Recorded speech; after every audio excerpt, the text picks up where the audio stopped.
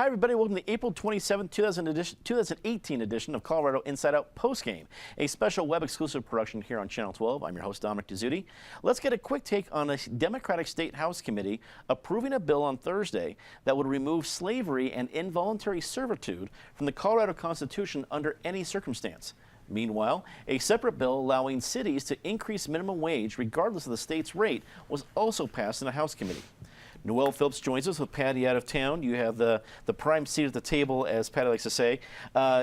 You are a reporter from the Denver Post and a proud member of the Denver News Guild. What did you think of these bills coming out of the legislature this week? And since we're so close to the end of the session, do you think they're bound for passage? I think it's a crunch anytime something comes up this late in the session. The slavery bill was something the voters was on the ballot in 2016. And the voters, for some reason, voted no to get that out of the Constitution. It's symbolic, but let's get it out of there. Slavery's ugly, nasty piece of our history. We still haven't recovered from it as a country. Racism plays into almost every issue of our society, and it'd be nice to see it out of there, at least symbolic for a symbol that, yeah, we're moving on.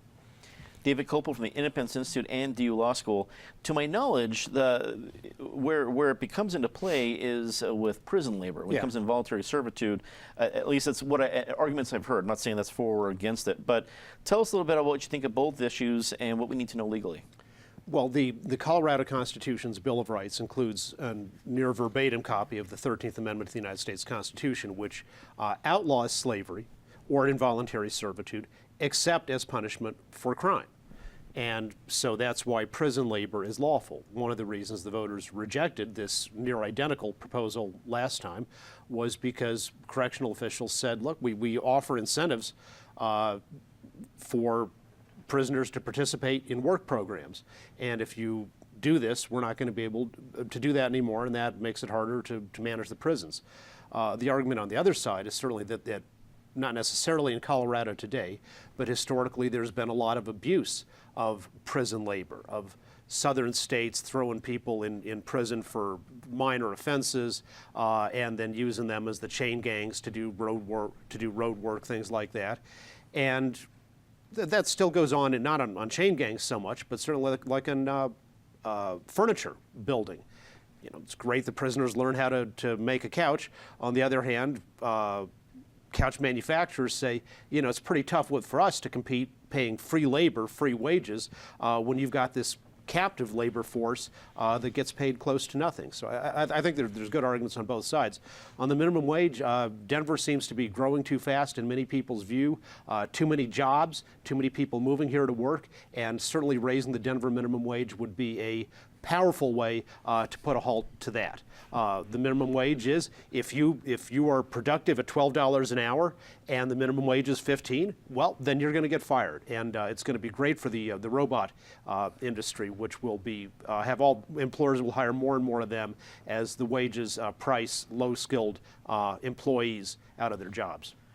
As always, hard to read through your vague analysis of an issue, David. Also join us, Banfield Tate, attorney at QTAC Rock, also a longtime state lawmaker. You've been in the belly of the beast, the legislature, tackling issues like this. Give us your viewpoints of the two things we've seen make headlines this week. Sure. The House concurrent resolution on abolishing slavery, and David hit the legal point correct, that what we've got in the Constitution is, which is ironic, it basically says you can have slavery and involuntary servitude with respect to people who have been convicted of a crime. And some would argue that's exactly what happens in the prison labor force. And indeed, there have been instances where there have been programs where inmates were supposed to work, receive some sort of compensation in the form of commissary privileges, where they can go to a canteen or a commissary and acquire some articles, personal possessions, to make life a little more manageable or tolerable in the prison, and that's not been done. And other instances where they've been forced to work and gotten nothing.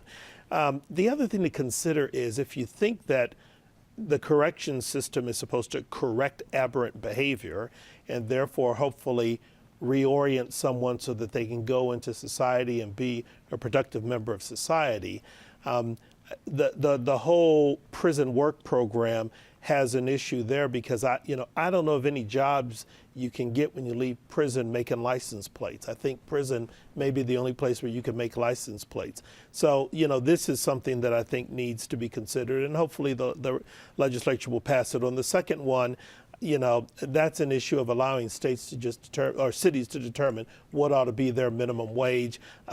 David's analysis notwithstanding, there are some cities that think they ought to be more proactive in paying higher wages because that might spur some people moving into their communities, a better quality of jobs being created and being attractive, because there are some employers who want higher performing employees and are willing to pay for that.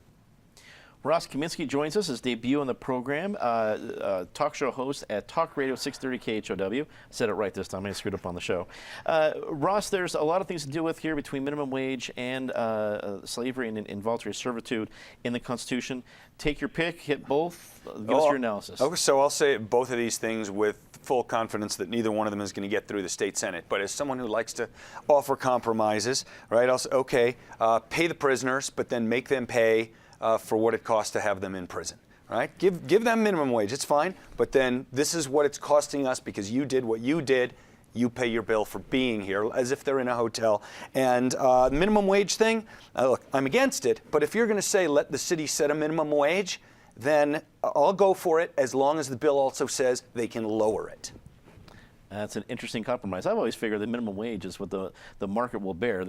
I live down on Highlands Ranch. The fast food companies out there, they post what they're paying per hour right there on their board, and it's not because of any sort of federal law. It's because of how they're going to get people to work in that particular neighborhood. So, but that's just me. I'm on this side of the thing, not actually making the laws, and I like it that way.